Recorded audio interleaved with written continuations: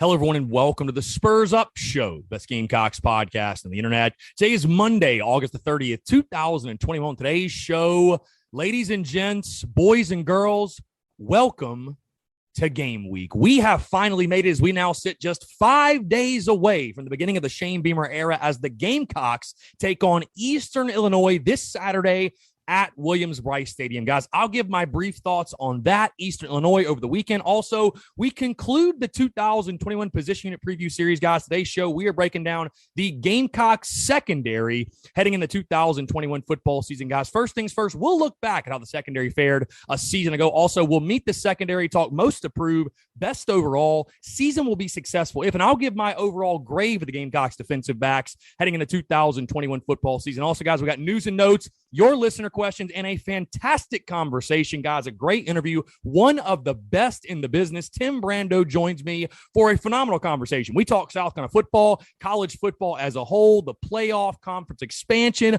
all of that and more, guys. It's a fantastic show. A great Monday, great day to have a day, and it's all brought to you by our friends over at Upstate Movers Group. Guys, Upstate Movers Group, superior moving service. They bring care and attention the companies can't offer because they're just too busy maintaining trucks and profiting off of them instead of focusing on service. Guys, service is what separates Upstate Movers Group from the competition. They're not a trucking company. They're a moving services company, and they're also employee-owned co-op. Their movers are paid twice the industry average, and everyone on the crew is invested in your success. They have dedicated professional crew members, and they also offer black glove service. They offer end-to-end packing services, custom crating and packaging for special items, and cleaning services as well. They're founded by Greenville natives and University of South Carolina alumni, guys, so a Gamecock-owned small business. They also offer 20 years of project management moving experience, and they can offer logistics and solutions that traditional moving companies simply do not have the skills for. Guys, whether you're in the Upstate or across the state of South Carolina, if you have any moving needs in 2021,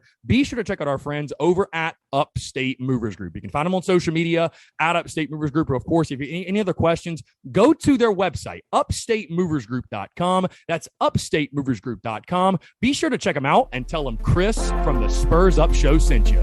Let's get it.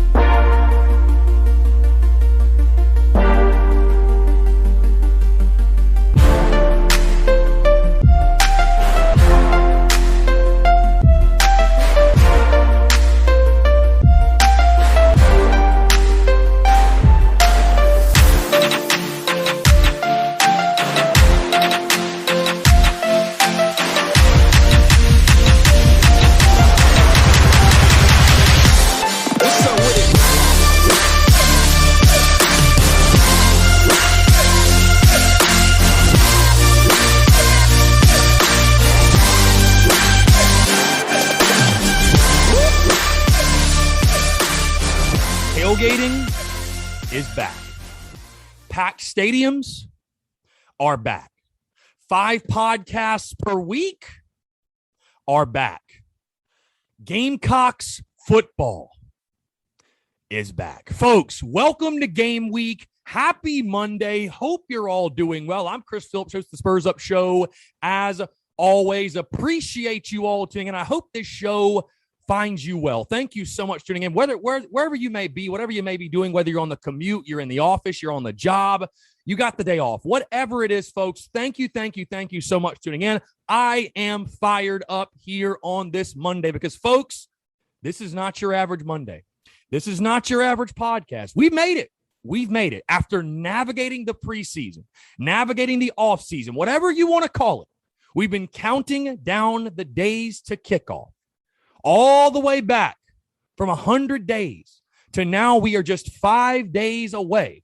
But more importantly, we have made it to game week. The Gamecocks will play a football game on the field at Williams-Brice Stadium under the lights this weekend as South Carolina takes on the Eastern Illinois Panthers and begins a new chapter of Carolina football under Shane Beamer. Again, folks, thank you all so much for tuning in. I'm fired up, of course. Thank you all for your continued love and support, guys. We have got a packed week, like I said. First things first, in case you missed it, yes, we've been navigating the last couple of months with Monday, Thursday podcasts. We are back starting today to daily podcasts, Monday through Friday, 5 days a week. The daily podcasts are back. On top of that, we also have the Daily Crow, Monday through Friday, noon to 2. On top of that, we've also got live events and live shows out the freaking wazoo this week. Wednesday, we're at Tin Roof 5 to 7. Friday, we're with Cox by 90 at Hall's Chop House. Saturday, just announced yesterday, we are at Jay's Corner TSUS live game day show at Jay's Corner 3 to 4.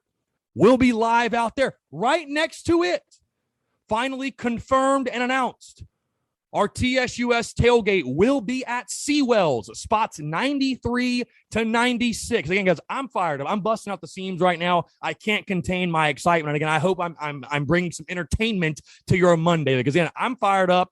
I'm excited. I'm ready to go. We actually get to talk about Gamecocks football on the field of play this week. Guys, before we get going really into everything, I do want to say this, by the way, over the weekend, in case you missed it, we were at the Thread Affair event at Noma Warehouse on Sunday afternoon, really all day Sunday. Of course, did a live show from there. I just want to say thank you to the folks out with Thread Affair and at Noma Warehouse that had us.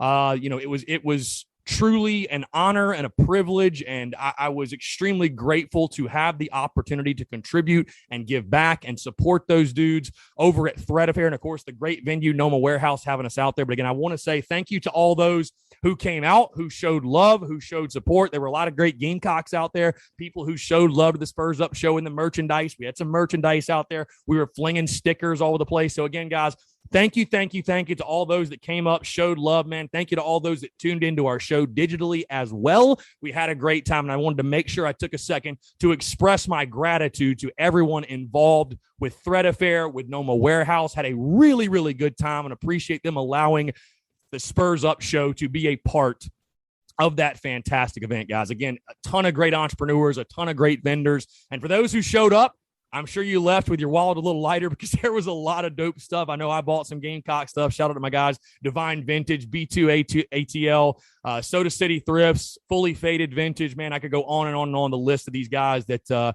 entrepreneurial spirit, I should say, flows through them. And again, I truly appreciate those guys, their love and support. Again, everyone involved with Thread Affair and Noma Warehouse, absolutely incredible time out there at that event. Guys, like I said, it is Game Week. Welcome to Game Week. Before we get going in the position at preview series, because we're wrapping this thing up, we're talking Gamecock secondary. I do want to give some quick thoughts, by the way. And I'm not someone who's going to sit here and spoil my prediction, if you will, for the game this weekend, because, guys, like I said, we're back to 5 podcasts. So I'll give you guys the rundown. Today, of course, going to be a little bit different. Normally on Mondays, we'll be talking game recap and takeaways and breakdown and all that good stuff. Tuesdays, I'm very excited to say, for the third consecutive season, my friend Alex McGrath will join me once again. Very excited to get Alex back on the airwaves and truly appreciate him doing that. So he will join us on Tuesdays. Wednesdays, we will talk about everything from Shane Beamer's press conference on Tuesday, as well as gambling. Gambling's back. We're talking SEC gambling picks. We're talking best bet for South Carolina's game that weekend. Also, we've got a special new edition that I will tell you guys about on the Wednesday show in regards to our gambling content. Thursday will be just like you guys have known in the past. Thursday shows will be a full game preview, key matchups, keys to the game, a full breakdown of the team South Carolina's playing, all that good stuff. And then Fridays, I will lock in my official prediction for the game that weekend. So again, we are rocking, we are rolling content, bleeding out the eyeballs. But early thoughts on Eastern Illinois, because EIU did play over the weekend, believe it or not. If you did not know, EIU's season opener was Saturday at 6 o'clock against the Indiana State Sycamores. And I'll say this, and we'll move off of it, because again, we're going to break down EIU a lot this week, especially when we get later into this week, of course, and as we count down the days to kick off. In the preseason, and I've dropped my preseason predictions and projections multiple times now. I'm sure you guys are very well versed in what I'm picking, 6-6. I am locked in with that prediction. And in the preseason, I have picked South Carolina to win this game 41-7, right? You know, I wanted to go a little conservative because it is the first game of the Shane Beamer era, and it's the first game for everybody. You're depending on a lot of new faces. And so I think it's smart to keep predictions a little conservative, right? I'm not going to go out there and be outlandish, or at least I wasn't, and say, South Carolina's going to win this game 78-3, right? Like nothing crazy. So I'm like, hey, 41-7, it's a blowout. A lot of guys will play, whatever. I'll tell you guys this. After watching EIU on Saturday, without spoiling my prediction for the weekend, I said this before when we did the opponent preview series earlier this summer, but after watching them on Saturday, this is truly a name your score type of game for the Gamecocks. I mean, this is truly an empty the bench type of game for the Gamecocks. Again, for those of you who did not get to watch, it was a straight up bull rush against the EIU offensive line the entire game. I mean, on the line of scrimmage, and again, this is without spoiling the prediction, but I think you guys all know I'm going to pick the Gamecocks to win. South Carolina will at minimum out-athlete EIU all over the field at every single position. And I saw somebody on Twitter saying, why would you play a game like this? You're making the point. Why would you play a game like this? Like, there's no point in playing this game. You don't learn anything. And, you may not learn anything. You're not going to be able to draw conclusions from a game like this. But, guys, how good does it feel to go into the beginning of the Shane Beamer era and know you're going to start 1-0. You're going to have something to feel good about, because after you watched EIU on Saturday, guys, again, I mean, pick a number you want for rushing yards, pick a number of sacks you want, really pick a number of points. That's the type of night I think it's going to be at Williams-Brice Stadium. So, again, I don't know if any of you got to see that game. If you have any thoughts on that game, I'd love to hear them. If you got to see EIU, they lost to Indiana State, by the way, 26-21.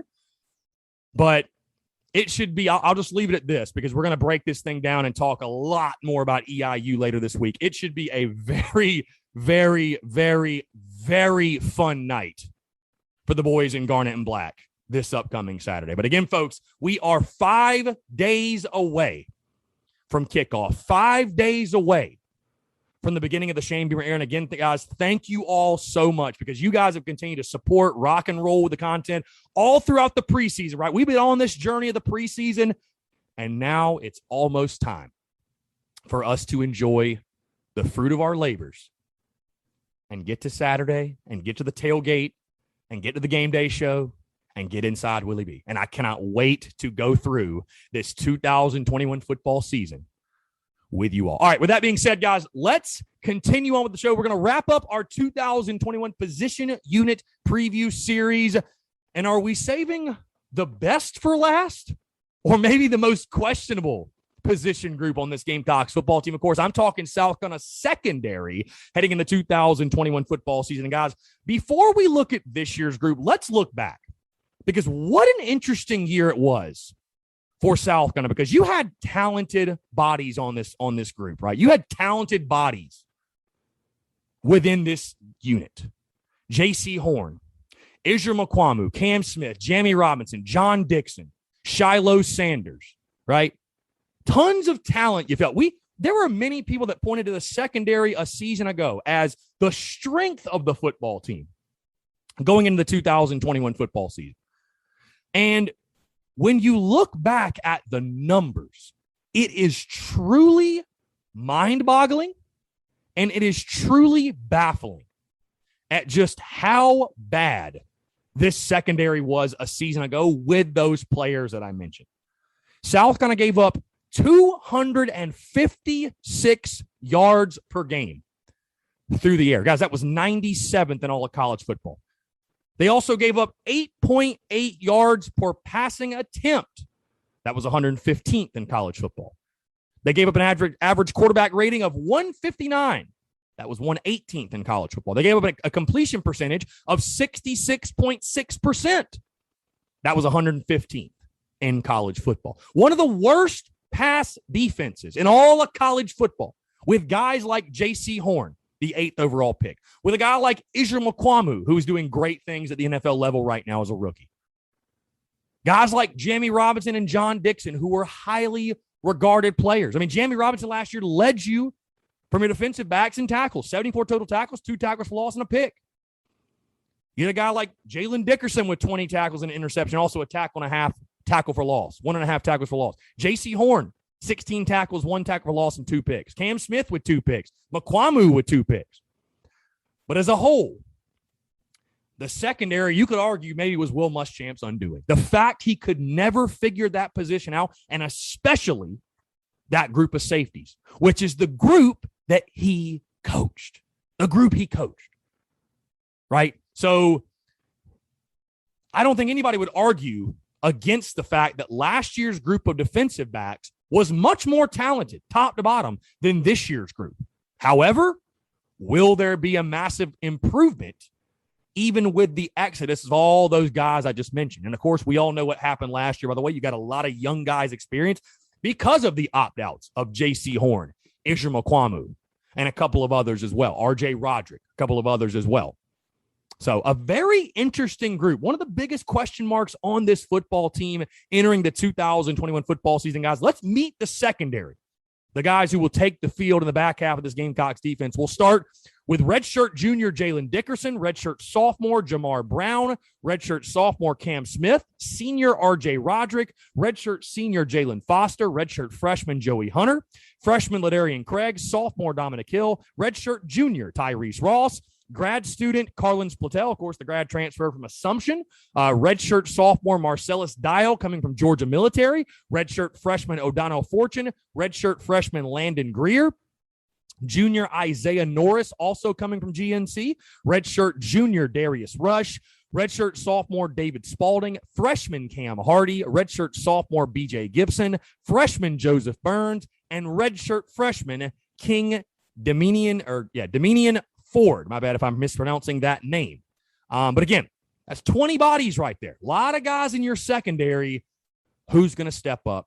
Who's going to answer the questions? All right, let's talk most to prove, best overall. Season will be successful if, and I'll give my overall grade, the Gamecocks defensive backs heading in this 2021 football season. Now, when you talk most to prove, this unit, now I'm going to be drawing a lot of parallels between this unit and the Gamecocks wide receivers, because both are skill players on the outside and both position groups have a massive amount of question marks. I mean, there's just no other way to spin it. You can have the most garnet colored glasses on. There's nobody that would debate you and say, oh, that's a strength for South Carolina. No, there are question marks all over the place. So there are a lot of guys you could put here in this most to prove category. But the player that I'm picking, as I mentioned earlier, for whatever reason, you want to call it player development, you want to call it lack of evaluation and recruiting, you want to call it bad coaching. The safety position has been a sore spot for South Carolina. There's just no other way to put it. The Gamecocks safety play has been abysmal the last 5, 6, 7 years. In this program's history. It has been ugly to watch in the back end of the defense. And a guy that has shown flashes throughout his career. He's been inconsistent. He has been on the butt end of some jokes from Gamecock fans because of his play at times. Let's call it for what it is. But someone that shined as a true freshman. He's not afraid of contact. He returned to South Carolina when I really don't think he had to. And someone that you really need to step up as a leader in the back end of the defense, guys. Again, he's a veteran player. He's a senior. And, of course, I'm talking about the senior from Summerville, South Carolina, Cane Bay High School, number 10, R.J. Roderick. Again, R.J. Roderick guy. I think there's a lot of talent there. I think we've seen him develop in some ways, but he simply has not been good enough. He has not been consistent enough for South Carolina. And you're going to have 2 brand new safeties back there. R.J. Roderick, Jalen Dickerson, Tyrese Ross, maybe Jamar Brown mixes in. I mean, it's a brand new set of guys. Guys, experience is not on your side when it comes to the DBs. Your leading returning defensive back, experience-wise, has 4 career starts. 4. So experience is not on your side, right? And I know we love to heckle and give Israel McQuamu crap, but somebody's going to have to fill in that void that he left in the back of the defense. Can R.J. Roderick step up and be that guy that sort of holds this thing together? Because there's no secret. This is a secondary that's going to have to figure it out early in this season and as we go throughout this football season. This is the weak point on this Gamecocks defense. There's no way to sugarcoat it. So you're going to need a guy like R.J. Roderick to step up and lead a youngster who's immensely talented like Cam Smith, to step up and lead a guy like Marcellus Dial, who'll be taking his first snaps at the SEC level, to step up and lead a guy like Carlins Platel coming up from Division II Assumption to the SEC level. We've seen flashes from R.J. Roderick. We've seen flashes of him being a good player. We have. And I don't think R.J. has to go out there and be all world. He doesn't have to be Co Simpson.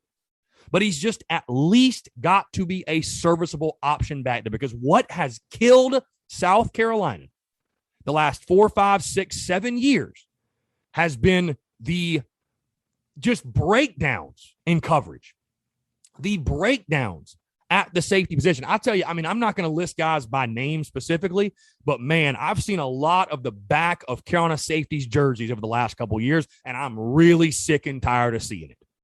So can R.J. Roderick, can he come into his own? Like, I think he has the physicality down pat. I think he has it. And I think maybe sometimes he was misused, which is why we have seen such inconsistent play for him. But the safeties as a whole, they've got to get better. Can R.J. Roderick have his best season in Garnet and Black and be that veteran presence in the back end of the Gamecocks defense, if you will? Guys, let's move into best overall. The best overall player from the Gamecocks defensive backs heading into 2021 football season. And this is a guy, I've been fortunate, guys, through, what I do with the Spurs Up show and getting to create relationships and talk with people and meet really cool people and get unique perspectives on things. There's some people that like to talk shit and they think I just don't know anybody, and they think I'm just making it up. Like I talk to people that are around Gamecock football, and heck, some that are on the field with Gamecock football. But I can tell you, after last season, it was really cool. I was able to actually chat with a current player on the team, by the way, a current player in the secondary. Was able to chat with him in a setting that was, not a conversation that was recorded, of course, or posted publicly or anything like that. But we were talking about the season. We were talking about guys on the roster. And again, this was like late December, season's over, whatever. And this particular player brought up this guy and told me, he said, Chris, I'm telling you, he is a better cornerback than J.C. Horn and Israel McCollum were. I'm telling you right now. And I said, wow. And so coming into this season, going through spring, summer, and now coming into the season, I think there's no secret who the top defensive back is among this group. And he was a guy who was extremely highly recruited, right? I mean, talent, he has talent, tons of talent. And at times last year, showed flashes of that. Of course, he was a youngster last year. He went through his growing pains. There's no question. But a guy that I think, as long as he's healthy, that's the biggest thing. Got to get him back on the field, get healthy. But as long as he's healthy, this guy has as much upside as any player on the Gamecocks roster, in my mind, and that is the defensive back, Cam Smith. Again, hearing what I've heard about Cam Smith, his footwork, his speed, his agility, his quickness, his ball skills, and again, this was a highly regarded prospect on the recruiting trail. I think Cam Smith can be the next great defensive back to come through South Carolina. When you are getting that type of praise from someone who is your peer, I mean, that's not something he had to say. That's not something this current player had to go out of his way and tell me and tell us, the people I was with. But I think we've kind of gotten a glimpse of that through the spring, summer, and the fall. That this is going to be a secondary that Cam Smith really needs to come into his own as your number one defensive back, as your number one cornerback. Again, you lose JC, you lose Izzy. Who's going to step up? Who's going to be that next guy? So I look to a guy like Cam Smith. He has all the skill set. He has it all. And I think being, by the way, coached by Torian Gray, let's not leave that out, I think that's going to benefit him tremendously. Now, when will Cam Smith return? We know he's been nursing that ankle, that foot, whatever, if you will. When will he return to the field? Will it be week 1? Will it be week 2? Will it not be until week 3 at Georgia? But overall, I think once he returns, Cam Smith is the best defensive back on this roster. For that reason, I list him as the best overall Gamecocks defensive back heading in this 2021 football season. Now, guys, let's talk season will be successful if. Again, a very intriguing group. 256 yards per game allowed last year in passing. And it's going to be very hard to beat anyone when you're allowing that many passing yards. It's going to be very hard, right? And like I said, this is a unit a lot like the wide receivers. A lot of guys, you got to find some dudes, right? But there's also in the secondary going to be a lot of new faces. I mean, a lot of new faces. And a lot of guys that maybe they're not new, but they're new to playing a big role. They're new to starting. They're new to contributing, right? And so for me, when I look at this group, what would spell, let me say this, what would spell a successful season for the secondary? Because I'll tell you this, and when talking about the defense as a whole, and I'll say this about the secondary, how could they be any worse than they were a season ago? Even if this is not a great unit, because I don't think it is, guys, and we're going to get an overall grade here in just a second. They simply can't be any worse than they were a season ago. They can't. They can't. 256 yards per game. I don't want to imagine they're going to be worse than that this season. But with the amount of newcomers you're depending on, and again, I said it last week, a lot from lower level schools, D2, FCS, JUCO, a lot of your new guys are in this secondary. And I commend, by the way, the job that Shane Beamer and Torian Gray did in this preseason to plug as many holes as they could in this secondary through the transfer portal. I think they did a phenomenal job. But with the amount of newcomers you're depending on, for me, for the Gamecocks defense, for the Gamecocks secondary, the season will be successful if your newcomers can emerge as immediate impact players. Now, what does that mean? How good are they? I'm not saying they're all conference guys. I'm not saying they're all Americans. But if guys like Marcellus Dial, David Spalding, Tyrese Ross, Carlin Splatel, Cam Smith getting his first opportunity to be cornerback number 1, Darius Rush getting his first real opportunity to play, Jalen Dickerson getting his real first significant snaps, RJ Roderick, some of your newer guys, if those guys can at least just be consistent options for you, can they make an immediate positive impact? Right? Can those guys come into their own and be what South Carolina needs them to be, which is consistent and consistently more good than you are bad, I guess, right? So again, a lot of newcomers you're depending on. The season will be successful for the Gamecocks defensive backs, in my opinion, if the newcomers can emerge as immediate impact players. Guys, let's close this thing out, move into our overall grade for the Gamecocks defensive backs heading in the 2021 football season. And I, through these position unit previews, I think I've irritated some of you because some of you want to look at this football team in I don't want to say a glass half full kind of way, because I look at this football team in a glass half full kind of way, I feel. But I think some of you, it's tough to hear. It's almost like somebody talking bad about your family, right? Like it's tough to hear the truth about, the players on the football team or the position units, if you will, and be quite as honest as I have been in some regards. And I told you guys this before we started the position unit preview series, right? Like, hey guys, I'm going to be very blunt and very honest, right?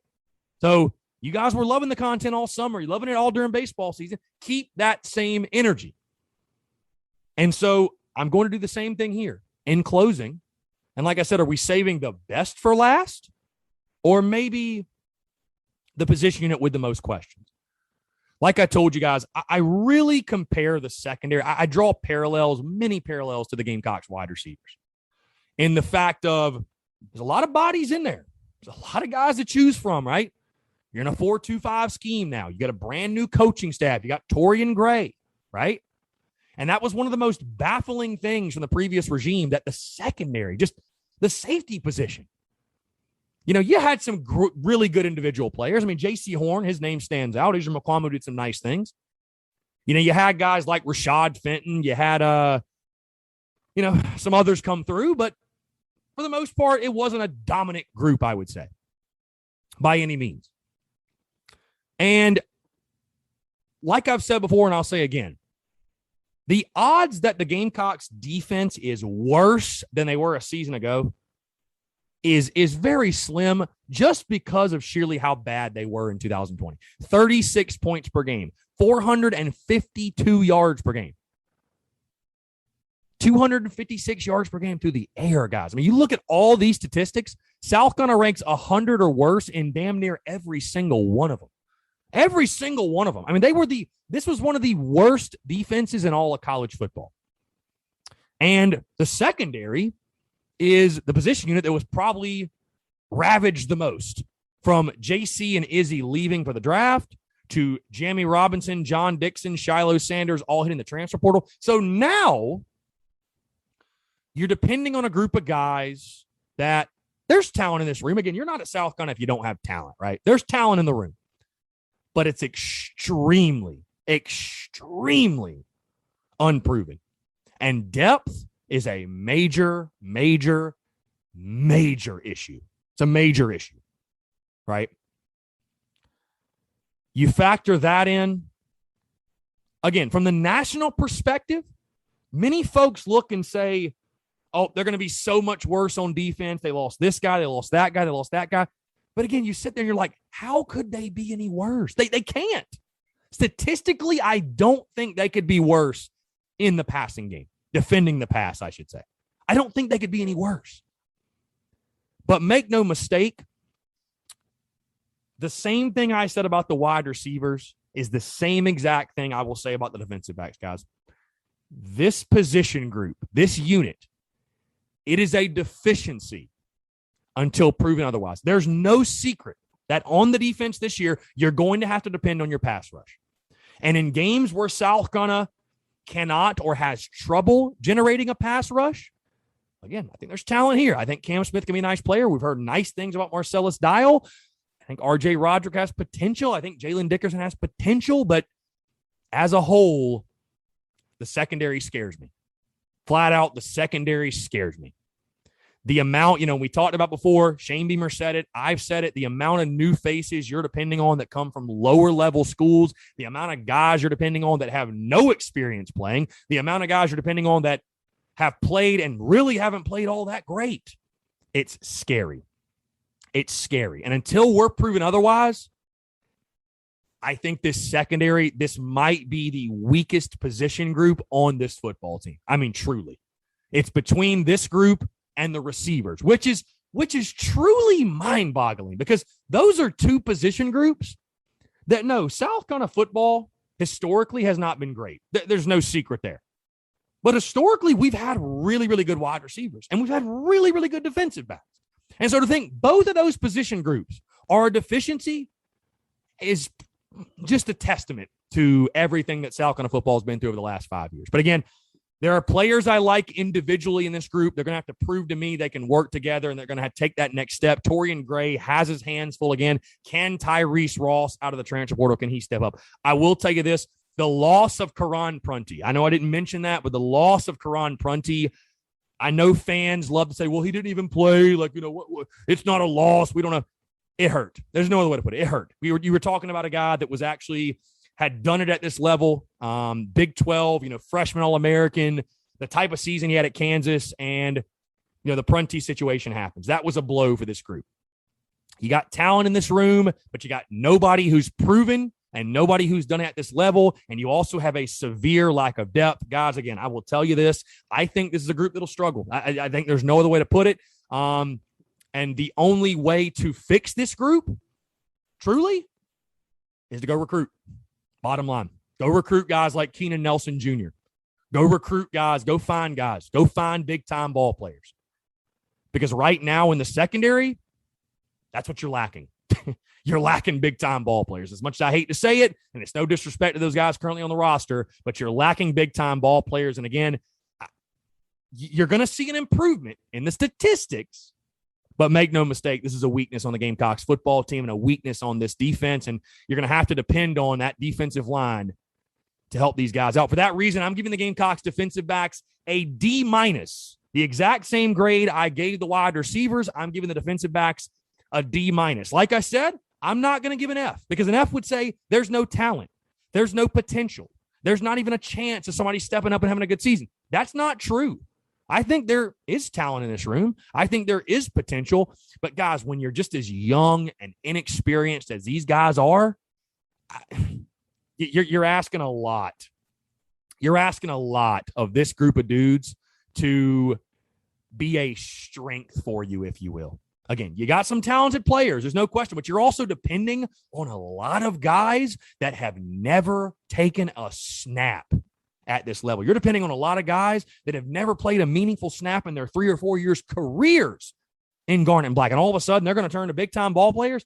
I hope so, but hope isn't a strategy. And right now, hope is kind of all you have with this group. So, again, D- for the Gamecocks defensive backs heading in the 2021 football season. Guys, with that being said, that's going to wrap up the 2021 Position Unit Preview Series as a whole. Thank you all so much for rocking and rolling, tuning with all that, guys. I'd love to hear your feedback. Any of the grades I've given out, especially the one today on the secondary, what are your thoughts? How do you think the Gamecocks secondary is going to fare in this 2021 football season? What grade would you give them going into this season? All right, guys, let's move into news and notes, and we'll get into your listener questions. Something that happened late last week, wide receiver Roderick Davis leaving the Gamecocks football team. And, it's just unfortunate. It's unfortunate for Roderick, a guy that, has most certainly gone through his fair share of trials and tribulations and dealing with injury and all that stuff. So, again, Shane Beamer announcing late last week he was taking time to, tend to his health, tend to his mental health, I'd assume, and, wish him the best, obviously, man. Like I said, when you go through, as many injuries as Roderick Davis had been through and just the stuff he had to deal with and all that, you wish him all the best. And, a guy that had been at South Carolina for a while, and it's unfortunate it didn't pan out. But like I said, you wish him nothing but the best. So, again, Roderick Davis, the Gamecocks are down a wide receiver going in the 2021 football season. Also, guys, really quickly, I do want to mention it. Bannergate 2021 has officially come to an end. The Gamecocks replacing the banner on Williams-Brice Stadium. I'll just say this because I don't want to spend more than like 30 seconds talking about it. The new banner looks 1,000 times better. Anybody that thinks the old banner looked better, you're absolutely crazy. I saw it in person. It looks so much better. Again, why didn't they just do a black banner? I have no idea, but the banner looks great. The banner looks great. And again, I'm glad they did it. I'm glad they changed it. And we'll just leave it at that. So again, Bannergate 2021 officially comes to an end. Sad day. All right, let's get into your listener questions and we'll move into our interview, guys. Joshua C. Morton, of your definite losses, quote unquote, which team could South Carolina pull a miracle upset on? If you don't know what Joshua C. Morton's talking about, guys, I released my wins, toss-ups, and losses, or I re-released them on social media over the weekend. My 3 definite losses are Clemson, Georgia, and Texas A&M. And so which team could South Carolina pull a miracle upset on? I think you have to say Georgia, right? Because that's who South Carolina at least has beaten most recently. I mean, the games against A&M have been blowouts and against Clemson have been blowouts. So there's nothing that tells me that the Gamecocks are going to be able to beat either one of those. And I don't think they're going to beat Georgia either. But if you got to pick one, I mean, you got to say the Dogs. Weird things have happened in that South Carolina-Georgia rivalry, and, maybe South Carolina could do the unthinkable as a 24.5 point underdog and beat the Dogs, stun them in Athens yet again. So I'll say Georgia. Krusty Andy, how many seasons to rebuild the secondary to what we had last year or better? And it's funny you say to last year because, again, that secondary last year statistically was terrible. I mean, they were awful. I mean, that's why I never understood those guys flexing and celebrate. It's like, you're part of a terrible unit. Like, look at the statistics, right? You were terrible a year ago. You were one of the worst in the country. Stats don't lie. Men lie, women lie, but stats don't lie, my friend. And you were on one of the worst secondaries in all of college football. So to get back to an above average secondary, though, Krusty, how many seasons? I think it's going to take 2 or 3. I think you're going to have to get some big time guys in here, man. And that's, like I said, guys, and I'm not trying to like kick the guys while they're down or be Debbie Downer or be doom and gloom. It's just the reality of the room, though. When you lose guys the draft and you have guys transfer out, I mean, Jamie Robinson, John Dixon, guys, those were starters. Those are guys that would have started in this group, no questions asked. So, I think it takes 2 or 3 seasons to get the type of athletes you need to compete at a high level again in the secondary. Last question. B Lamb _14. What player do you think will step up and be able to support Cam Smith? I'll tell you, Marcellus Dial's been getting a lot of love this preseason. I think coming from junior college, I think he could be a big-time player for you. I do like Jalen Dickerson in the back end. I think he's a guy that has some potential, really hasn't gotten a chance to this point in his career as long as he can stay healthy. I think R.J. Roderick, I really do, as a veteran guy. I think he could step up for you. I think Darius Rush has had a really good fall camp. Could he possibly emerge? I would say Marcellus Dial, though. Marcellus Dial and probably Tyrese Ross, another guy at the safety position. But Marcellus Dial seems to be the guy that everybody's talking about. So, yeah, I'd say Marcellus Dial, I think most likely is going to be the guy that you depend on to step up and help opposite of Cam Smith. So, again, guys, appreciate the questions. Thank you all so much for the engagement, for, leaving your questions, your comments, and everything else. All right, guys, we have a fantastic conversation, a great interview, one of the best in the business to do it, guys. This is somebody who's been in the media game since the 80s, man. He's been doing it forever, and he's one of the best. He's absolutely a treat, a pleasure. If you ever watched those Jefferson Pilot sports games or those Raycom games or, heck, any game on ESPN, CBS, he's still calling games right now for Fox Sports. I think he'll actually be on the play-by-play this weekend for I think it's a Kansas game or some other game or whatever. But truly, truly a guy who is an OG in the media game, Tim Brando, joined me for a great conversation, more so to talk about college football as a whole. He did share some cool stories with me in regards to South Carolina football and his run-ins with Lou Holtz and Steve Spurrier. And, his first of a game, he said, guys, with ESPN was actually calling South Carolina Miami in the 80s when Todd Ellis was the quarterback. So we talked about South Carolina. We talked about college football. We talked about expansion. We talked about the playoff, all that good stuff, guys. So sit back, relax, enjoy. It's all brought to you by our friends over at Manscaped. Guys, autumn's in the air. The pumpkins are in the patch. Not quite yet, right? It's hard to say that when it's like 100 degrees in Columbia, but hey, the pumpkins are in the patch, damn it. And our friends at Manscaped are here to make sure you don't carve your pants pumpkins when you're grooming, if you know what I'm saying. Make sure you're keeping things fresh this fall with the leaders in male grooming, their brand new 4th generation performance package. Boys, get ready for a cuffing season like none other. Ready to take the leap into fall with Manscaped? Join the 2 million men worldwide using Manscaped by going to manscaped.com for 20% off and free shipping with the code TSUS20. Again, guys, we've all been there, right? You're trimming, you're manscaping, you cut yourself, nick yourself, you're bleeding, it's burning, it hurts. It's no bueno. Don't do that this fall, man. Not this fall. Leave that in 2020. It's time to bundle up with the Manscaped Performance Package 4.0. Inside this package, you'll find their Lawnmower 4.0 trimmer, their Weed Whacker ear and nose hair trimmer, Crop Preserver ball deodorant, Crop Reviver toner, Performance boxer briefs, and a travel bag to hold your goodies. Guys, first off, the new Performance Package 4.0, it includes the new Lawnmower 4.0. If you're looking to cozy up this fall, this trimmer is essential. Their 4th generation trimmer features a cutting-edge ceramic blade to reduce grooming accidents thanks to their advanced skin-safe technology. Say that 5 times fast. It also gives you the ability to turn the 4000K LED spotlight on and off when needed for a more precise shave. Plus, it's waterproof. The Performance Package 4.0 also includes the Weed Whacker to chop your worst weeds up top in your nose and your ear. This nose and ear hair trimmer uses a 9,000 RPM motor-powered 360-degree rotary dual-blade system to provide proprietary skin-safe technology, which helps prevent nicks, snags, and tugs in those delicate holes. Maybe take a breath during the ad read, Chris. Seal the deal with Manscaped's liquid formulations, the Crop Preserver ball deodorant. Everyone knows pumpkin spice lattes and ball deodorant go hand in hand. Then after trimming the pumpkin patch and whacking the leaves, give your balls a boost and use the Crop Reviver. Manscaped, guys, they even threw in 2 free gifts to their Performance Package 4.0, the Manscaped Boxers and Shed Travel Bag. Get comfy on the home and on the go this season. Guys, call 20% or get 20% off and free shipping with the code TSUS20 at manscaped.com. That's 20% off and free shipping with the promo code TSUS20 at manscaped.com. Make sure your balls are a priority this fall. Choose Manscaped. Your balls will thank you later. Guys, again, appreciate you all tuning in. Enjoy this conversation with Tim Brando. All right, guys, joining us today on the Spurs Up show, very excited. Someone who is a veteran in the media game and someone I've watched Since I was a kid watching college football, he's covered NCAA football, basketball, the NBA for places such as Raycom Sports, ESPN, Sirius XM. He's also served as a studio host for games, a play-by-play announcer, halftime host as well. And he's also worked in radio as well. He's currently a national sports commentator for Fox Sports, locking in on college football, college basketball. Guys, you know exactly who I'm talking about. Again, a legend in his own right. Tim Brando joins the show. Tim, appreciate you taking the time, man. It's a pleasure to have you on. And like I was saying, you also just showed me some South Carolina helmets that you have in your place there, man. Incredible stuff. Lou Holtz, Steve Spurrier signatures. But again, Tim, appreciate you doing this, man. It's a pleasure to have you on. Truly an honor to be chatting with you today.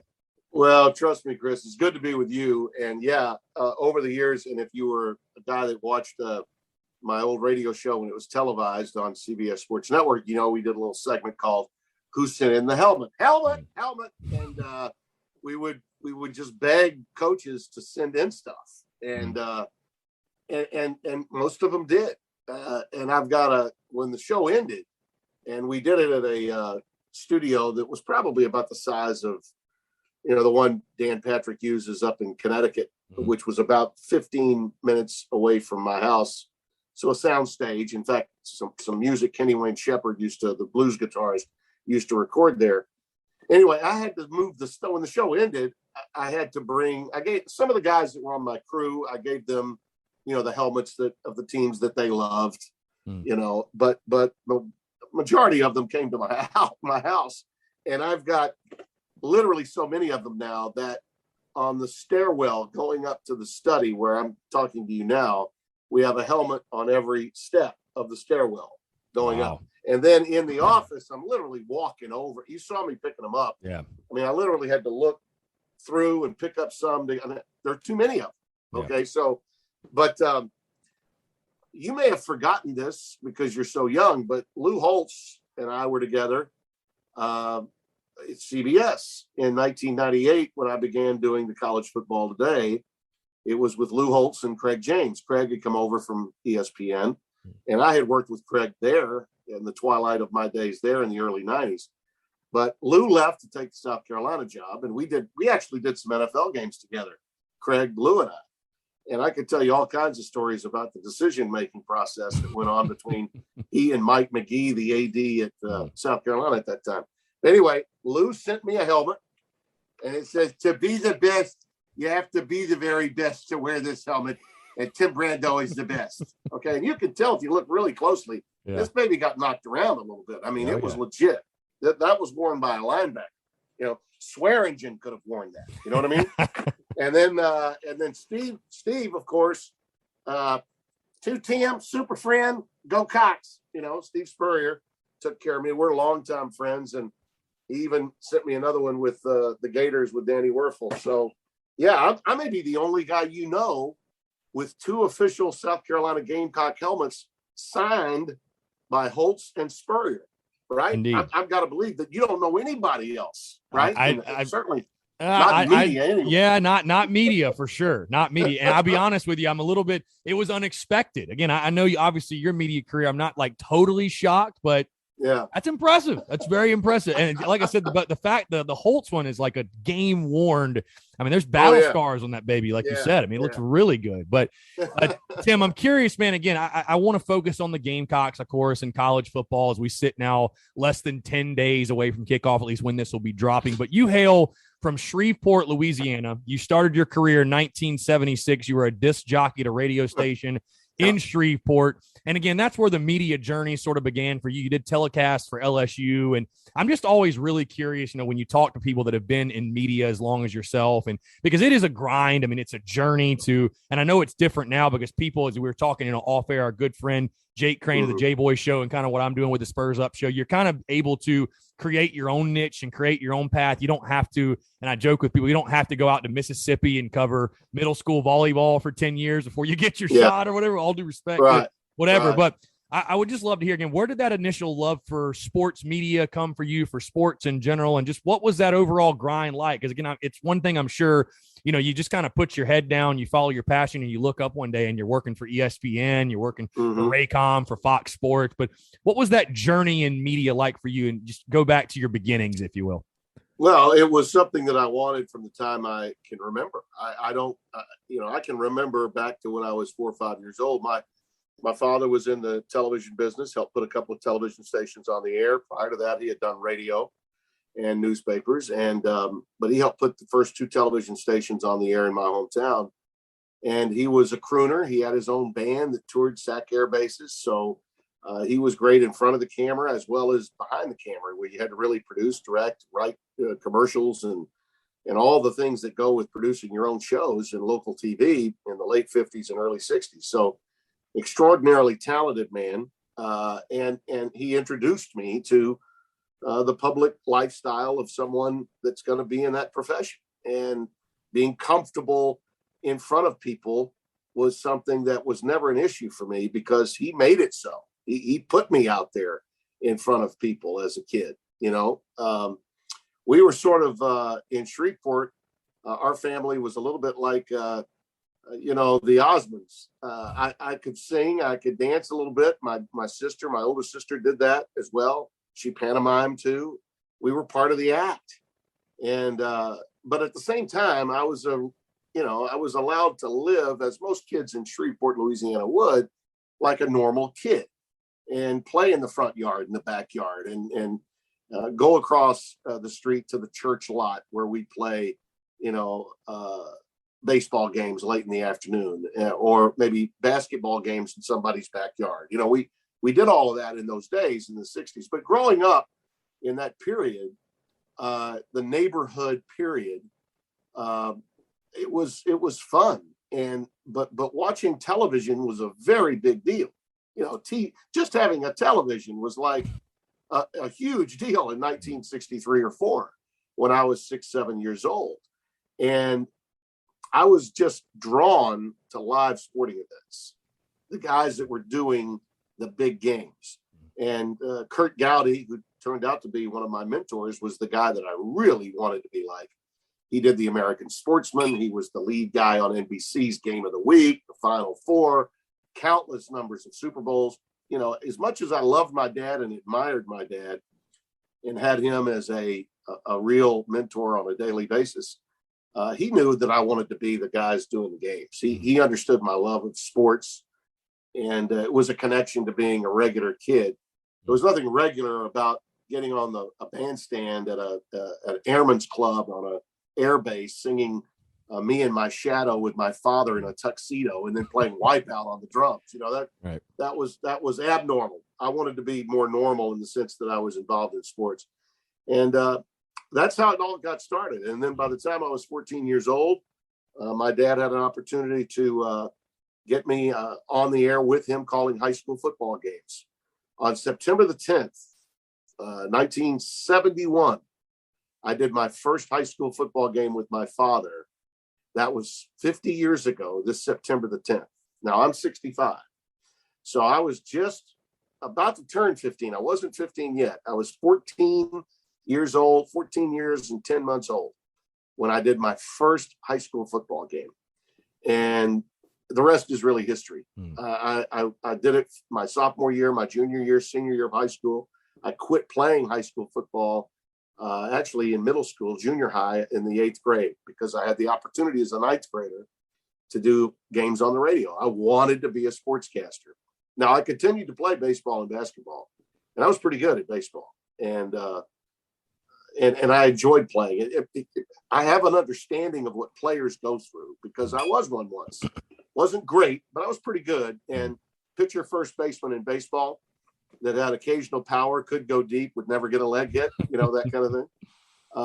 But that's where the love came from, Chris. And but I did know that in those days, you were going to have to go and pay your dues. And your first job would likely be something other than sports. And being a disc jockey was really cool. Summer of your senior year in high school on K-Rock radio, spinning the hits, that made you a pretty cool guy, your senior year of high school, going into college. And a lot of the guys in college wanted the jobs that I already had. So I was really lucky. The calendar was good to me. I was born into a family of broadcasting.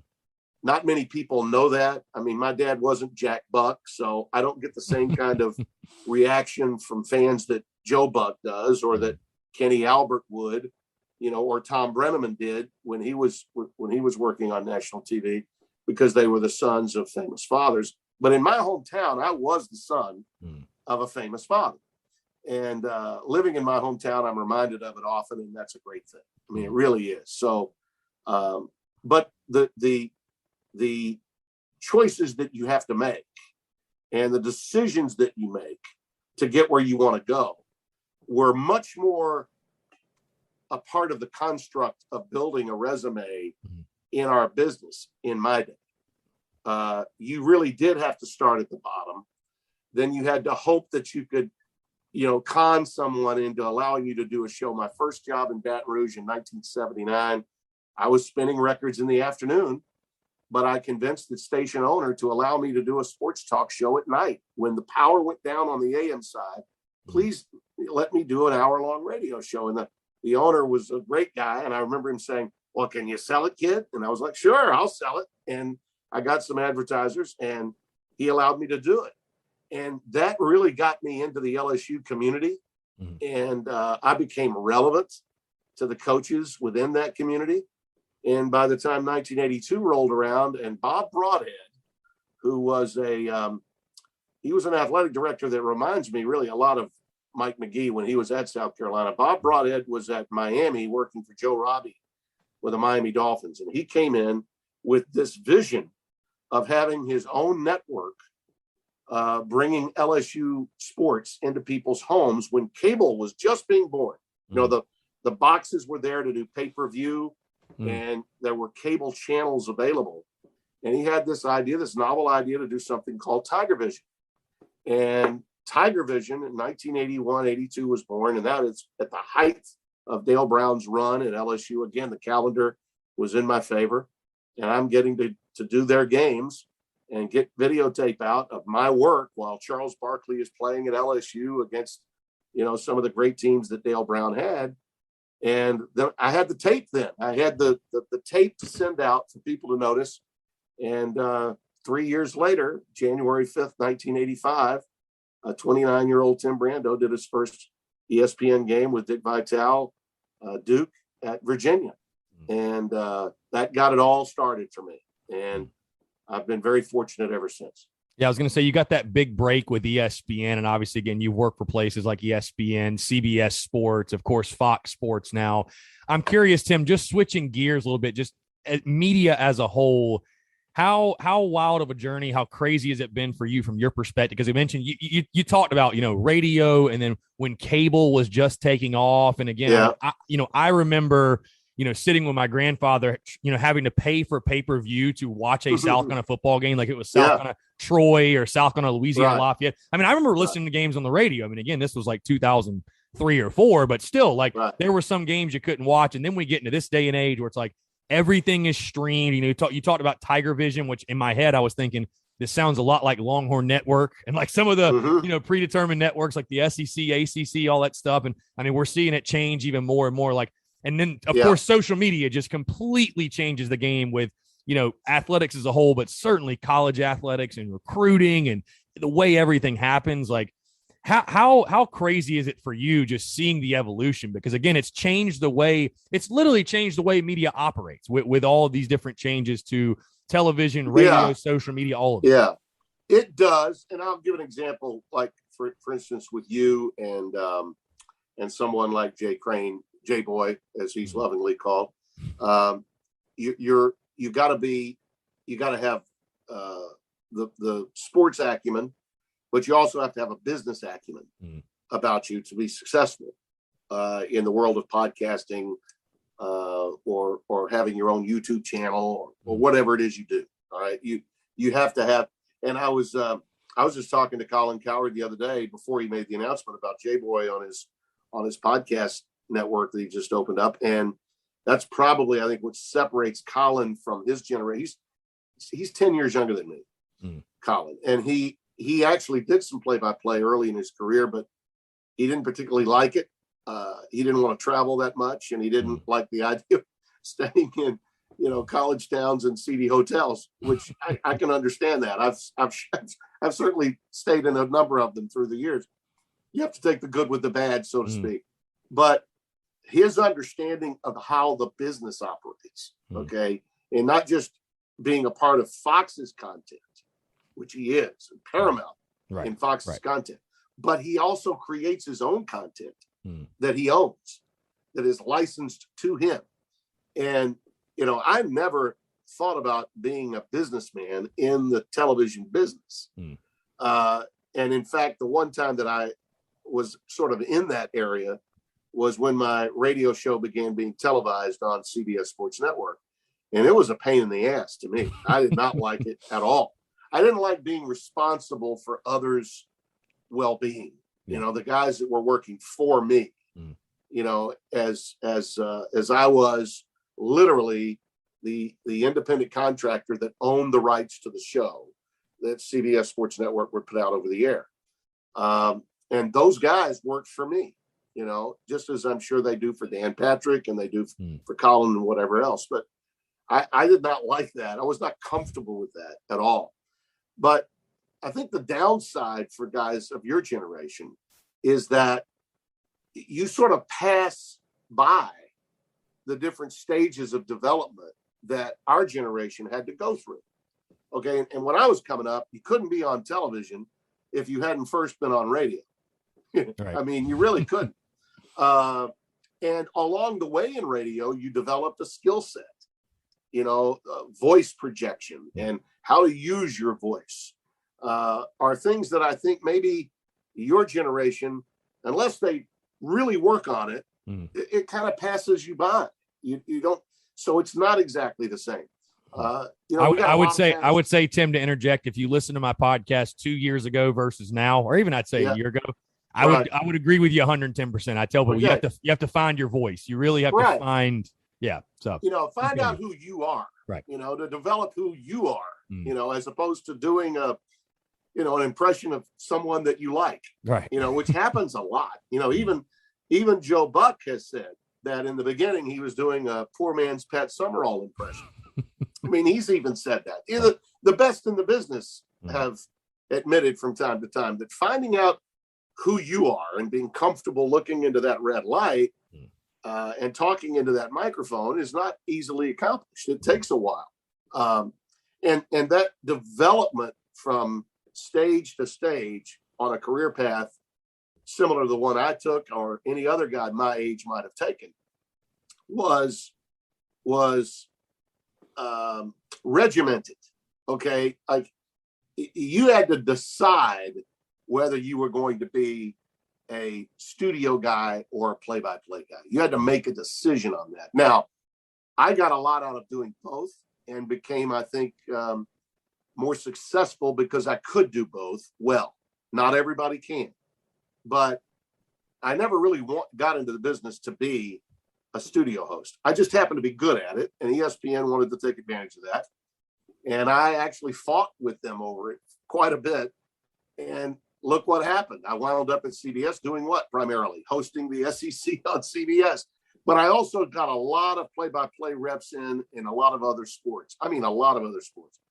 And then in between leaving ESPN, you didn't mention this, but I was at Turner for 3 years. I did the NBA playoffs. I did the Braves with Ernie Johnson's dad, Ernie Johnson Sr., got a World Series ring out of it. So I was able to do a lot of different things for a number of different networks and grow everywhere I went. But once you made that decision, you had to live with that decision. And in today's world, the sky's the limit. Once you got a podcast, it does well. Now you go on and you got a gig doing this or that. Next thing you know, you're doing a midday show on cable television. And lo and behold, somebody calls you and says, hey, would you like to host Jeopardy? Would you like to fill in for Jimmy Kimmel? All these things can happen. But in my day, if you had made that choice, for instance, this is a great example. Wheel of Fortune could have been my job in 1988. And Merv Griffin called my agent. I never dreamed of being a game show host, or I thought that I could be a game show host. But he liked my work on ESPN, thought I'd be a suitable replacement for Pat Sajak. Sajak was going to do a talk show on CBS. So he didn't give up the syndicated version of Wheel, but he had to give up the daytime version, which was on NBC. Well, they had to have a cattle call of auditions to see who could work with Vanna. And I went out and did an audition, and you can see it. You can Google me and find it. It went really well. I did it in one take without a problem. And when it was over, I thought I had the job. Now, it would have changed my life. If I had gotten that job, okay, Chris, if I had gotten that job, ESPN at the time was promoting it. They were happy that it was going on because they only had 25 million homes back then. And having one of their Sports Center hosts being the host of the #1 game show in television would have been a real coup. So they were happy about it at the time. But if I had gotten that gig, who knows how much credibility I would have lost as a play-by-play guy and host of college sports. You know, I would have probably been lampooned by a number of critics because times were different then. Right. You know, I mean, who is this guy? He's talking to some woman from Indiana about, book club on a Tuesday. What the hell is he doing at a football game? You know what I mean? So times have changed now. People can do whatever they want, however they want, if they're good at it. Okay. Your generation has that going for it. But it also, I think, is unfortunate that all of the different levels of growth that our generation went through, yours is. So that's the difference, really. Tim, I'd ask you this because I apologize, by the way, I didn't mention Turner because your resume is very long, so I might have missed some of the stops. So I apologize, but no, it's okay. It just takes a long time to read. I feel like your passion has always lied in college sports. Is that correct? Yes. Yeah. Okay. Yeah, because I know you've kind of gone back and forth, but I just, when I think of you, I was joking off air, who can forget those noon kickoffs, Raycom Sports and Jefferson Pilot, and we all joke about those games. That's what I'm saying. I was working 24/7, 365 back then because you remember that. Okay, you remember that I was doing SEC football in that early window on Jefferson Pilot, but at the same time, I was doing the Braves on not TBS, on Sports South, which became Fox South, which was at that time was owned by Turner. And I was also doing the Atlanta Hawks on Sports South, which was owned by Turner at that time. And I started doing the NBA playoffs in 94, 95, 96 as well. So, I was working around the calendar. I mean, I had no time off. And that was through, my late 30s and early 40s. And so when I went to CBS in 1997-8, right in there, I began to really hone in on what I loved most, which was college football, college basketball. I've always loved golf, always wanted to do more golf. And I guess it's just not in the cards for me to get to do that. But that's okay because I enjoy playing golf more than calling golf. But I mean, those are my interests now. And at this stage of my career, Chris, that's what I want to sound like I'm really enthusiastic about what I'm doing. And I know when it's college football or college hoops, you're going to get that. For sure. And Tim, we were talking a little bit earlier, you were referencing or reminiscing on the South Carolina Miami game you called when Todd Ellis was the starting quarterback. And again, you have the helmets from Lou Holtz and Steve Spurrier. So you're someone who's watched the South Carolina program in some form or fashion for quite a while. Again, what were your thoughts, and I guess what's it been like to see the evolution of the program? Because obviously at some point soon we're going to get into Shane Beamer and we're going to talk college football today, with the season just around the corner. But I'd just love to hear your thoughts and overall like the Gamecocks football program. I know it's a program that doesn't have the best tradition in the world, but certainly a passionate fan base, a fan base that fills out the stadium, and it has had some great players throughout its history. I've said it many times, and I told Holtz this when he was up for the job, and Lou had trepidation about whether he should take the job. I knew Mike McGee already because Mike was somebody that had gone back in time at USC. I'd known him at other places before he got to South Carolina. And Mike was actually kind of using me to get to Lou to talk. What do you think? And then Lou would say, well, what do you think about this guy? Lou didn't have an agent. Okay. Right. A lot of coaches in his age bracket didn't have agents back then. And Lou was scared to go to South Carolina because he thought it might demean his incredible run at Notre Dame. And Craig James and I were both telling him, never forget, we had done the studio on a Saturday.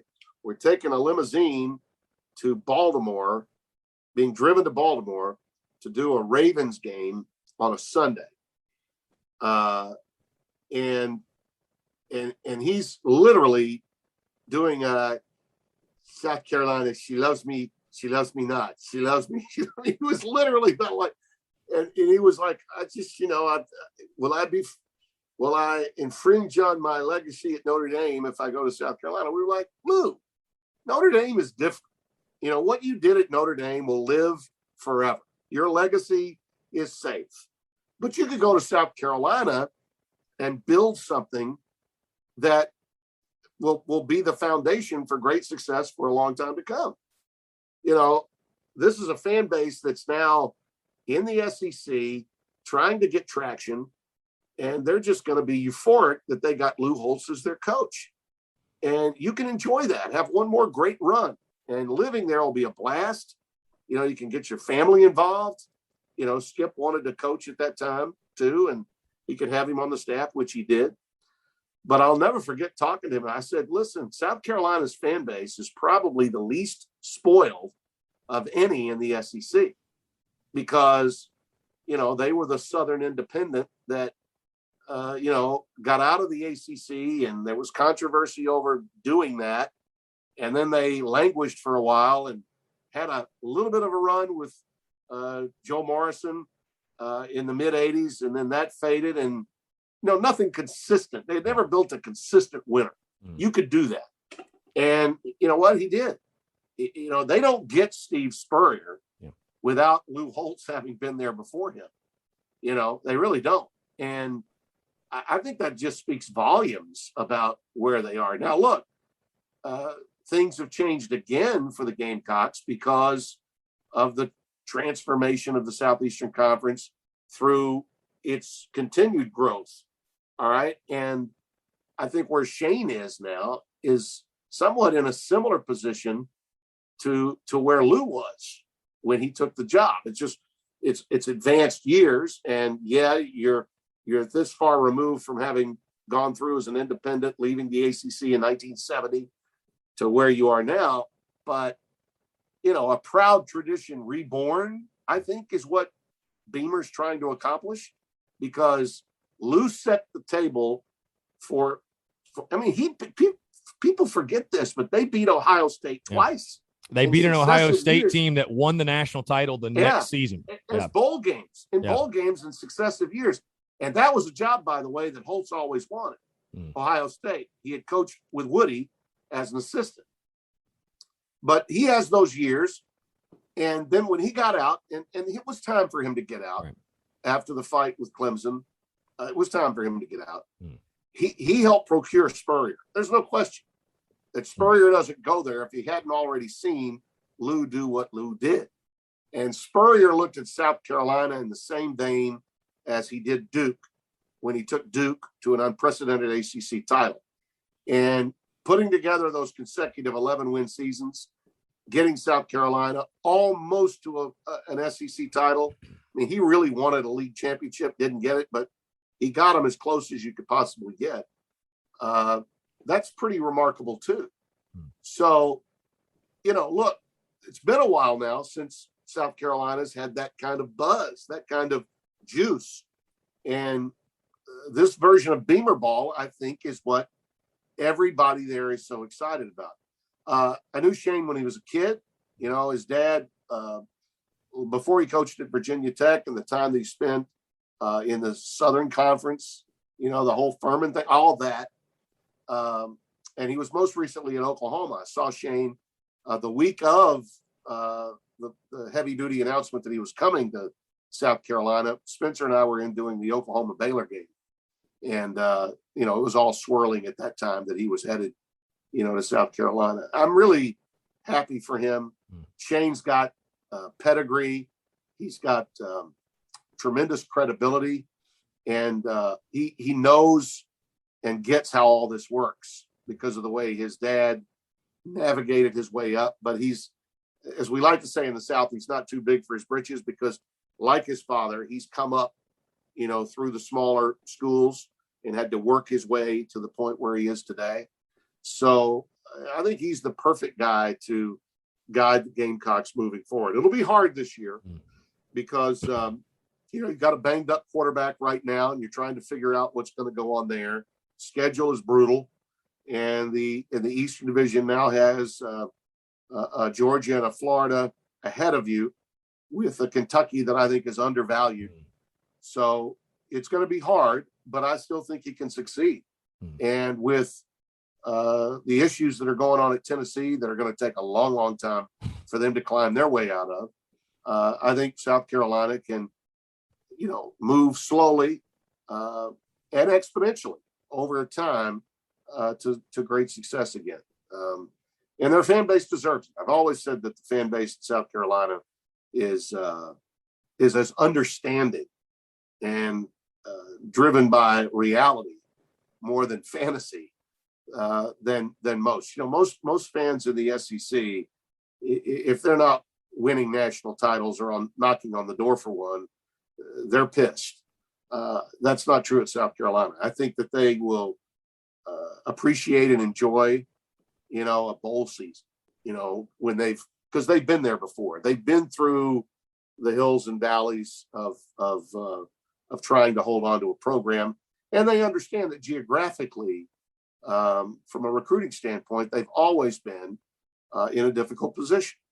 They have to go out of state, neighboring states, and do well, and sometimes even recruit nationally to have success, because there just aren't the numbers of players in football that you'd find in South Carolina that can match with other SEC schools. And Tim, you mentioned Steve Spurrier earlier, and I just wanted to point out, of course, Shane Beamer on those staffs for a couple of years that helped Steve Spurrier build up to that 10 through 13 Absolutely. Run. We saw he knows the lay of the land. Right. And I wanted to ask you about, again, you talked about before, you obviously know Frank Beamer very well and Shane Beamer. What do you feel is going to make Shane Beamer, or could make Shane Beamer successful? Things you like about him? Again, a guy that's paid his dues. He's not too big for his britches, but again, just knowing Shane Beamer, the Beamer family as a whole, I'm sure he's going to take a lot from what his dad did at Virginia Tech and the way he coached. I'm sure that's one of the guys certainly he's taken a ton away from. But overall, like you said, this Beamer ball era starting in Columbia, why should Gamecock fans, would you say, feel optimistic about it? Well, I think he's got a hands-on aspect to his approach to coaching that Spurrier does. Steve used to live vicariously through his quarterback on every play. And we used to say that he was not your typical coach. And if he there was never any misunderstanding that Steve was the ball coach and that he was going to call the ball plays. Yet his dad was the ultimate CEO that loved to delegate. And, being around greatness, and Shane's been around greatness, but there are different ways to be great. You can't do it the same way as the other coach. You have to do it your way, and he's been around guys that know think about it. Lincoln Riley, Steve Spurrier, most recently, and then the time that he spent, as an understudy to his father, it's pretty amazing. So I think he's taking some from here, and then you put that together and throw some originality on it. And, he's a lot more outgoing than Frank. Frank was always a very kind and enjoyable guy, an accessible guy to be around. But Frank would never really light you up with an interview. He would just kind of take it easy, fancy Gap, Virginia guy. And, that it was just kind of down home. Shane's a ball of fire. He's a charismatic, hands-on, but he'll walk up to you and put out his hand to say hello before you do. That's just who he is. And being around type A's like Steve and Lincoln, who are that way both not only personally but professionally. I think that's going to rub off beautifully with him, and will really wear well for the long haul in Columbia. Now, Tim, before I get you out of here, I do want to talk about just the overall landscape of college football and the way it's changing in 2021 and beyond. And certainly what's taken over the SEC conversation is the whole Texas-Oklahoma thing, them joining the SEC. It's sounding like they may be in the SEC as soon as next season. I know this is something, again, you've talked to our good friend J-Boy about and others, because it's something that everybody across college football wants to discuss. But your overall thoughts on SEC expansion, you know, I have some listeners of my show that they voice concerns that it's making college football less likable with the expansion of the SEC and the alliance. And I don't know if we'll ever get to a point where people don't look forward to college football anymore. Like, it's really hard to fathom that. And then the NIL stuff coming up, which I'm a fan of, obviously, but I do understand people's worry of the sport as a whole. What's your take on just the expansion we're seeing across college football? Well, we're still in August, right? So it's still the talking season, silly season. And it's during that time when guys that do what you do, or guys that are on the air daily doing radio, are dealing with a lot of stressed out fans that just want to be pissed off. You know, they're really pissed off about a lot of things, and it makes it harder for them when they see what that they've always conjured up in their heads in their fantasy world of Saturday athletics. You know, Saturday college football, for most fans of the sport, the average guy, regardless of what kind of job he has, he has on the weekend this fantasy about it's college football, and this is the way it was when I was in school, and this is the way it's always been, and this is the rivalry, and it's the third Saturday of October, and it's the border war, the old cocktail party, and the this and the that. And when they see some of these things changing, it really bothers them. And most of them actually are in my age bracket. Most of them are 60 years of age or older. You know, I'm 65 now. But I've always felt like college football was the slowest to change, other than maybe Major League Baseball, and that we needed to become more progressive, and that we needed to understand what's important for not just the short term, but the long term of the sport. You know, the BCS World in Crisis countdown, get rid of that crap. College football playoff is a joke. It's less accessible than the BCS was. We need, not only do we need an expanded playoff, but we need to unify college football's leadership and have a czar, someone that will take care of everything for every league, not to the extent that maybe Roger Goodell would for the NFL, but to have some semblance of stability and unity in what we're doing. And all of the things that are happening right now, Chris, are moving us in that direction. I mean, all the things that were bothering me. And it's funny. I would talk about, the fly in the ointment, Boise State with the BCS and all that back in the day at CBS. And boy, did that piss off a lot of old SEC fans. Really, oh my God, Boise State doesn't play anybody. I said, well, I'm just telling you here, they are playing ball over there, and those guys are pretty good. And, they deserve a chance. They put on their jock, just like the guys at Tennessee, Alabama, LSU, and Georgia. I'm just telling you.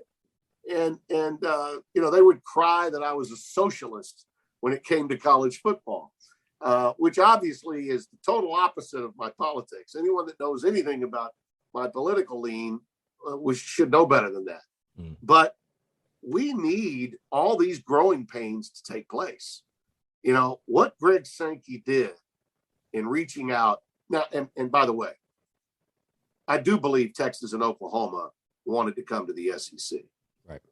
I don't know that their presidents called Greg Sankey rather than Greg Sankey called them. It doesn't matter. It's not my business. But we do live in a world of images and impressions. And the way this thing plays out everywhere else outside the South is that they flat out poached the Big 12. All right. Good, bad, or indifferent. The SEC has now become the Darth Vader of college football. They are the black-headed villain that reached out and brought in two big names that would tilt the landscape in their direction for the long term. And what you saw earlier this week with the commissioners of the ACC, Big Ten, and Pac-12 and their alliance announcement, it lacked specificity. It lacked substantive news about when it starts, how they're going to do it. They admit readily they didn't sign a contract. Okay, so you can make a case, and I know some have. Well, this was sort of a, all show, no dough deal. What are you guys really doing? Well, I think they did a lot, to be perfectly honest with you. They basically sent the salvo across the bow to SEC Commissioner Greg Sankey. All three of us are going to vote together on everything. So get ready. SEC, you better get ready for every major decision that's going to be made in college football. Jim Phillips, Kliavkoff of the Pac-12, and Kevin Warren, of the Big Ten commissioner, they're going to vote together. So their 3 votes trumps your 1 vote. So you better understand that. The other thing they did was they said, you know what, we can grow monetarily without having to expand. And how we do that is by having greater content. How do you create greater content? By scheduling major games intersectionally between their conferences. And their television rights are going to be coming up soon. The Big Ten's is first, and then the Pac-12's. The ACC is stuck with a bad deal for 12 years that they inherited. So how they work it out, I don't know. We'll see. But there's no question in my mind that a lot was achieved with that announcement earlier this week. And bottom line is that moving forward, we're going to see this little tug of war take place as realignment continues. And now it's up to Bob Bowlesby of the Big 12 to find out how he's going to hold his 8 remaining teams. And I think he got some good news the other day when the decision was made by the Big 10 to say, we don't need to expand. We can get more money with the same teams we have. We got all these households. We got Penn State. We got Ohio State. We got Michigan. We don't need to add anybody. And I'm pretty sure that the Pac-12 is not going to add anyone either. And the Pac-12 gets saved by its association with the Big Ten and these games that they're going to have. And they really needed something. They were in peril financially. So this is going to help them. So I think the Big 12 needs to look to Boise State, to BYU, maybe even look over to the American Conference again and see if they want to conjure up conversation pieces again with the likes of Memphis or Cincinnati and see what transpires there. But they're on the clock. But I do think they'll still be involved. I don't think you have to worry that these 4 super conferences are going to leave everybody else out. I really don't. We can't have college football without the Rust Belt and the Sun Belt portions of the country involved. And it's not in the best interest of the game. And I think all these guys know that. You may be anti certain leagues or anti commissioners of certain leagues, but I will tell you that every one of them, and I know them all very well, with the exception of Kliavkoff. I don't know him because he's been outside college football's realm. I know the other guys very well. They're all very bright, well-intentioned, and caring people about the sport. So I think they'll work it out. There's a healthy rivalry there, and I think that's also good for the sport.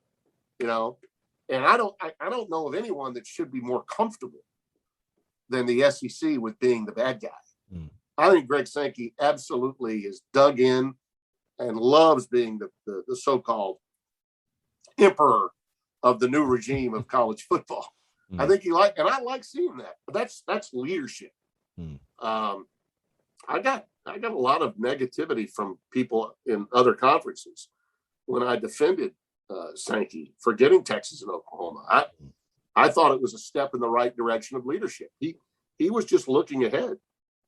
You got this NIL thing. What do we need? We need more money. Chris, they need more money. he ensured that his membership is going to get a lot more money. No, I agree. I think Greg Sankey's actually done a great job. Hey, Tim, this has been a pleasure. Before I get you out of here, you mentioned college football playoff, and I'm somebody, again, that talks South kind of 24/7, 365. So, unfortunately, I haven't got to talk a ton of playoff because we're not quite there yet. But, of course, with college football fans, the conversation comes up, what is the right number? And I'll agree with you. I think the move to 4 was a great move in theory, but I think we all agree. We look back now and say, man, maybe the old BCS system wasn't that bad. I mean, we were getting to the same point. Let me give you a stat that maybe you haven't thought about real quick. All right. During the 6 years of the BCS, 18 different teams, okay, play with only 2 teams available. Right. In the 7 years of the college football playoff, 11 teams have been in the college football. 11. Yeah. Now, they basically, by getting rid of strength of schedule, getting rid of computers, they limited the playing field. Okay, that's what they did. And with all due respect to my friends at ESPN, and I still have many of them there, the who's in branding was a colossal mistake. Who's in? We know who the hell's in. I can tell you in July who's going to be in. Okay, right. It's Alabama, Clemson, Georgia, Oklahoma, maybe LSU, and that's Ohio State. That's what we got. Ohio State, Clemson, Georgia, Alabama, LSU, and so that leads to I know who's in every year. What's the solution? The right number? We've heard 8 tossed around, 12, 16. What do you think? They're committed to 12, and here's why they're committed to 12. 8 was the number I was shocked when they went to 12, but I understood why they did when they came out with the research. And I do applaud those guys. I think the research was tremendous. They basically said, we'll get so much more revenue if we have what? More games, more content. We're leaving a lot of money on the table here. And if we go to 8, okay, fine. We might get one of the so-called Cinderellas out of the group of 5. We might be able to get one of those in, but we're also going to have multiple teams out of the same leagues. If we go to 12, now we're bringing in, really the whole country's going to be engaged. All right. The conference championship games in recent years, unless it was the Big Ten or the SEC, why watch? Yeah. You knew who was in. Well, now with 12 teams, all the conference games matter. I mean, not just the Pac-12, which hasn't mattered in a long time, not since Mariota was playing in 14, and I did that game. Has that game really mattered? But, hey, the Sun Belt Championship game might matter. Which it's funny to hear you say this, Tim, because most Coastal people... Carolina, think about that. Yeah. Coastal Carolina, and as we used to call our friends down in Lafayette, ooh la la. They got a great team, by the way, and I've got their opener at Texas on September the 4th. But beautiful. All of the conference championship games matter. Which goes against most people. They try to argue against it, saying, "Oh, well, the games aren't going to matter as much," which I think is crazy. It is crazy. It's totally bad. In what world are college football fans not going to care about? Like, I don't care if you let 32 teams in. People are going to care about Alabama Auburn. Like, that game will never lose its luster. You know what I mean? Auburn Alabama weekend, the Iron Bowl weekend, Chris.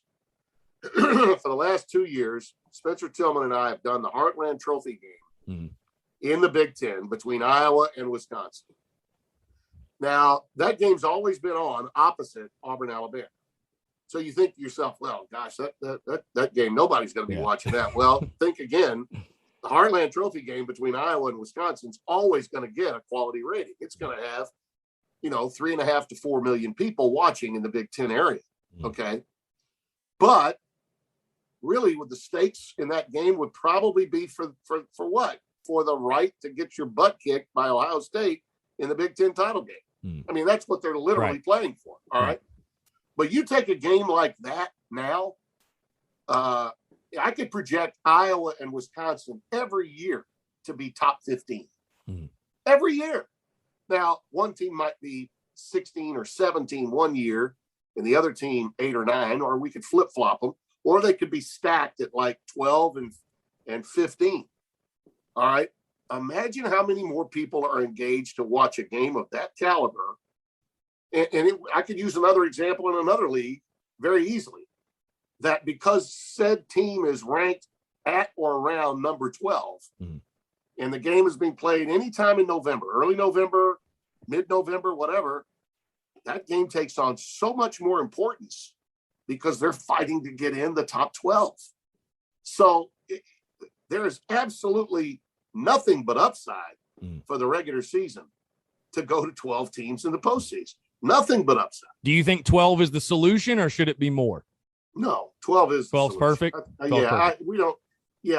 think anything more than that, and we allow the pinheads that start saying, well, we're turning it into the NFL. Right. I don't want them to have a stake. I don't want them to have any legitimacy at all. And I think if we get beyond 12, we give them credibility when they say, well, they're turning it into the NFL.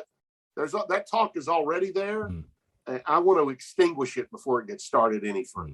Yeah, I agree with you, Tim, by the way. I think 12 is the move. I was talking to a buddy about this a couple weeks ago, and what he was saying is, you're giving teams, for example, South Carolina, you're giving those fan bases even more reason to be invested early in the season, because right now in college football, if the goal, like you said, South Carolina is not a fan base that's spoiled or over entitled that, hey, if we don't go to a national title, we're just going to be checked out. But there are a lot of fan bases that you lose a game early and you're out of the talk for a conference title or national, and they're just done. So it gives more teams, more fan bases reasons to be invested longer into the season.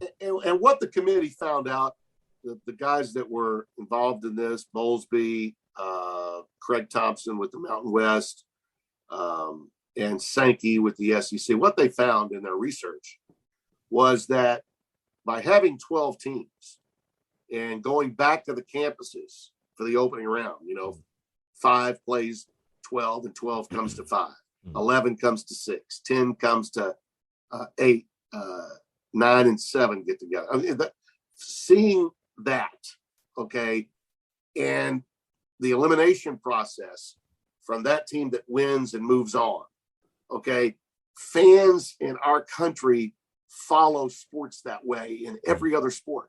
In every other sport, you win this one, you advance to this. And then, by the way, having the top 4 teams with a bye, that only gives the teams at or near the top even more incentive to stay there, to make sure that they don't have to play. And when Notre Dame acquiesced to this, Jack Swarbrick, the athletic director, said, you know what? I got no problem. My team's an independent. We can't win a conference. I'll take number 5 because I get another home game. Notre Dame needs another home game. It's just more dough for them. So there really is no downside to this whatsoever. So I think that is a marvelous thing. Now, the catch on all this, as much as we're loving it, is that, getting a cart before the horse a little bit. This realignment thing that began with Oklahoma and Texas and now spawned the alliance. And who knows what's going to happen with the Big 12 and the American now moving forward.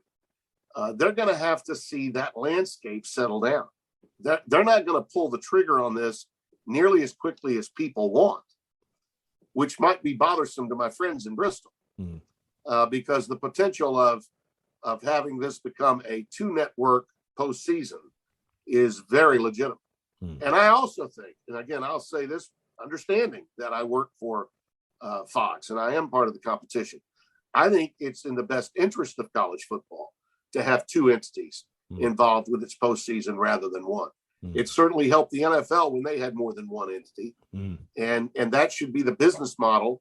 If there's one thing where the college football should learn from the NFL, is that having their product and their content on more than 1 network is for the common good of their sport.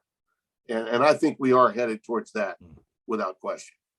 For sure. Tim Brando, this has been a pleasure, man. I want to say thank you so much for taking the time. This has been incredible. I feel like we could go on and on for hours, and I think that leads to a part 2 of this conversation. But seriously, Tim, I can say again, it's been an absolute honor to chat.